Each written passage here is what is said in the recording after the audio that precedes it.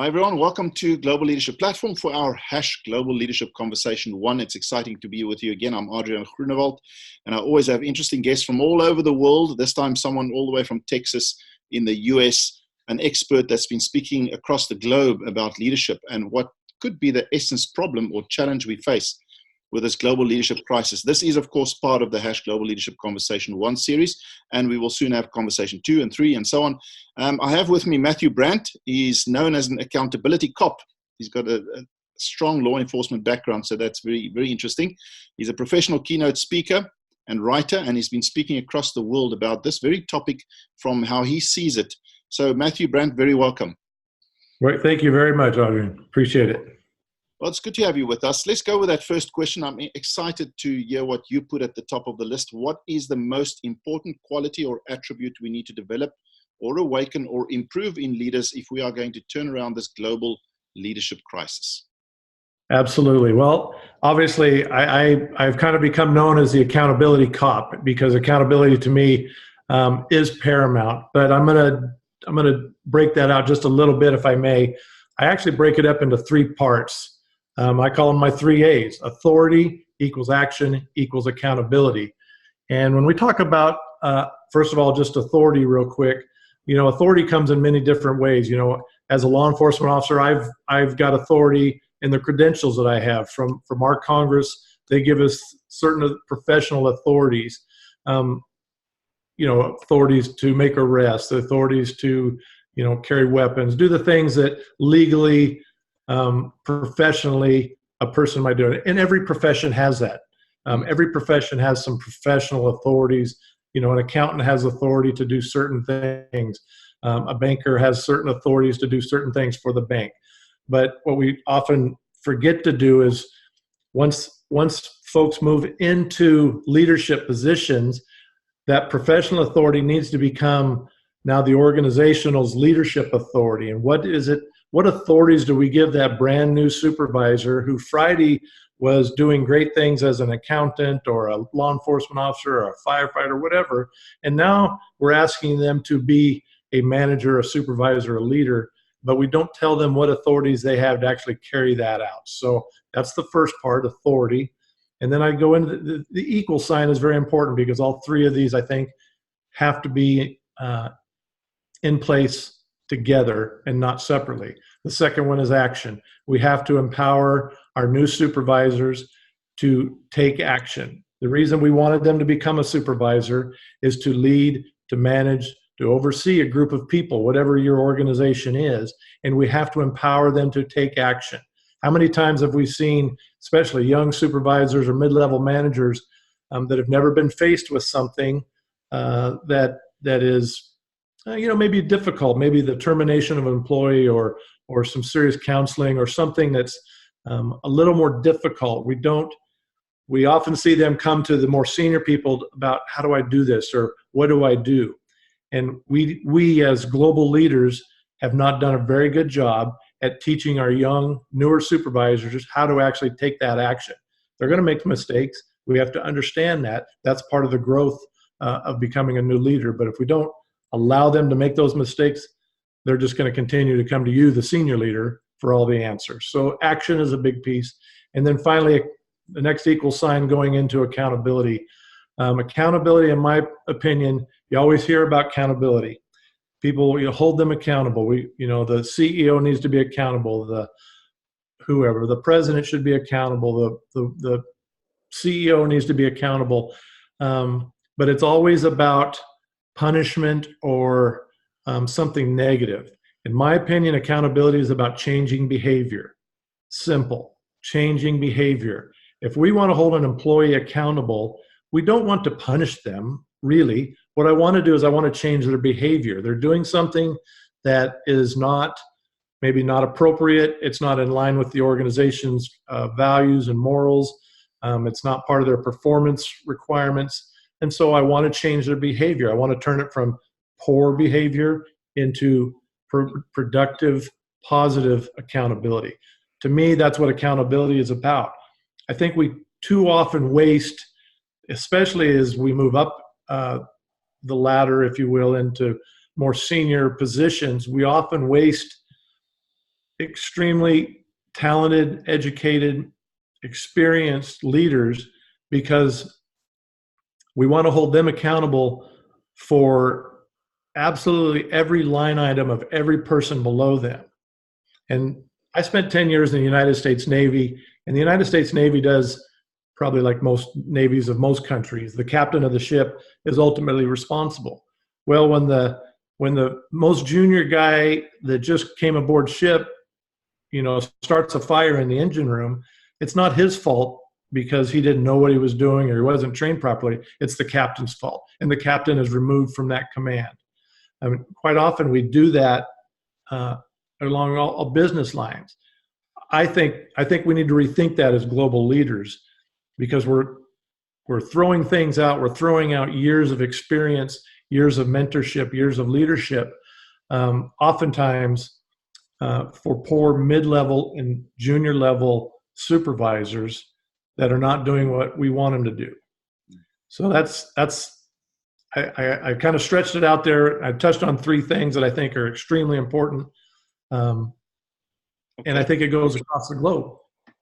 So in essence, you would underline accountability, but you don't want to put that at the top of the list without saying, well, the precursor to that is authority equals action equals accountability. And that's what you put at the top. If we can somehow develop that in leaders across the world with more fervor, with more accountability, we might just make a difference with this global leadership crisis. So my big question to you is, just give us a minute on how do we actually, and that's question number 2, how do we best develop, awaken, or improve this quality? All these 3 qualities, let's say, or attributes in leaders. And when you go out there and you train and coach or speak, it's fine to say, okay, what we need in this organization or in this country or in this division is authority, clear authority lines, the ability and the training to act and enact action, and finally accountability. What's the essence of how you train leaders, or how do you bring that out in them? Sure, that's a great question, and I'll tell you, it's interesting. I often get brought into organizations, both governmental organizations as well as private companies, and it always seems that the senior folks, the CEOs want me to come in and talk to the senior leaders. And of course I'll do that because obviously they're looking for some help and guidance. But in my opinion, that's not normally where the problem is. What we don't do very well, and I say we as global leaders, what we don't do very well is that first level supervisor. There's all kind of books written, there's all kind of conferences, there's all kind of training and organization on senior leader things, such as the very high level leadership things we do. The entire company. We're talking IT, human resources, finance. We do that all day. But what we don't do is, again, as I kind of started out earlier, on Friday, our greatest technician is working the assembly floor line, and he's the best guy that makes this part on the assembly floor line. But Monday, we've made him a supervisor. And now we just say, okay, instead of working on this piece of equipment, now you need to supervise these 10 people and make more widgets that you made on the assembly line and keep them motivated and supervise them. But we don't really do a good job teaching them how to actually supervise. Yeah. We skip right over that part. And then some people inherently can do better than others. Some people maybe will get a little bit of training here or there, or they'll get a mentor, or they'll somehow piece it together themselves if they have the ability and the motivation to actually do that. The problem we see, though, is not everybody does. And then we have a supervisor that is failing at the first level, and they survive. And then a few years later, their boss promotes or moves on. And then guess what? They're first in line to get promoted to that mid-level manager. Now we have a mid-level manager that still doesn't know how to traditionally supervise line-level employees on the 3 things: the authority equals action equals accountability. And within 10 to 12 years, that person's now in maybe a senior level position, basically because they survived the earlier years Mm. in the organization, and maybe they're a good person, maybe they've got the requisite formal education, whatnot, but they haven't really truly learned how to be a supervisor first. And so if I had my way in the world of leadership, and what I always tell senior leaders is, the folks that are 20, 30 years into their profession are probably not the people that I need to address, because they're looking at rolling out, in the next 3 to 5 to 10 years. I need to find that brand new young supervisor that needs to learn the essence of how to have a one-on-one conversation when an employee is starting to fail at something, hold them accountable, again, change behavior without making it a punishment.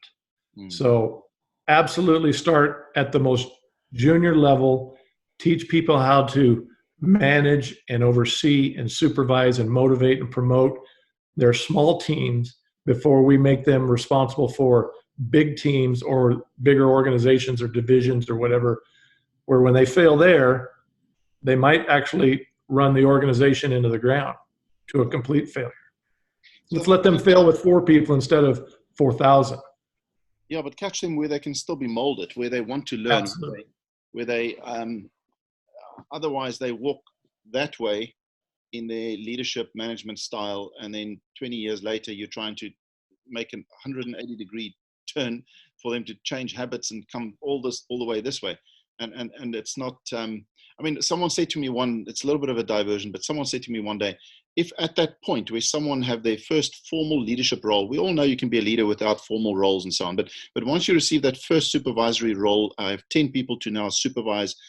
If there, I believe that now I am here to be served because I'm the boss, versus I am now here to serve.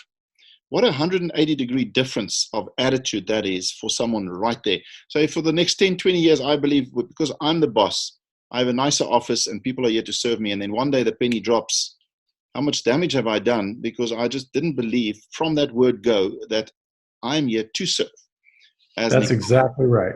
That's exactly right. And that's my whole point. You just can't get to 20 or 30 years into your career and expect to kind of recreate yourself as a leader. Yeah, it's very difficult. Very difficult. And very few people can do it nor will do it. Yeah. Matthew, thank you so much. We can have lots of conversation about the intricate details of how to teach young supervisors that, and even how to change the very difficult habits of senior executives when it comes to this principle. But your formula is powerful: authority, action, and accountability. I'd love to have more conversation about it, certainly in the future with Global Leadership Conversation 2 and 3. But we look forward to getting more of your views on the Global Leadership Platform, where we're going to centralize all leadership conversation. And thank you so much for joining us. It's Matthew Brandt all the way from Texas. But Matthew, before you go, we need you to tell us what's interesting about your city and why should people visit it if they ever find themselves in the US. Rather skip Disney or, skip or the Strip in Las Vegas. Go to Texas. What city are you in, and why should we go there? Absolutely. I'm in the Dallas-Fort Worth area, so most people know and understand Dallas, Texas is the home of the Dallas Cowboys. We are very proud of our Texas football team here. And, that stadium, the Dallas Cowboys Stadium, is one of the most beautiful facilities to visit and see, whether it's on game day or just to take a tour. So that's a huge draw to Dallas, Texas. And, Texas is known, especially Fort Worth. I live a little bit more on the side of Fort Worth, which is the adjoining city to Dallas. We're known as Cowtown. We were one of the original old West Texas cattle locations. So there's a lot of cowboys right here in this big city. And big ranches and everything else, yeah. Big ranches and a lot of trucks. A lot of trucks. Well, thank you so much for giving us a few minutes of your time all the way in the US. I'm guessing it's late morning there, and for getting your voice out there, Matthew. It's because you feel it can make a difference. And we certainly hope we can rally you more in getting this global leadership conversation going, awareness of principles that will turn around this crisis that we find ourselves in. And we look forward to future conversations. Thank you so much. Thank you so much.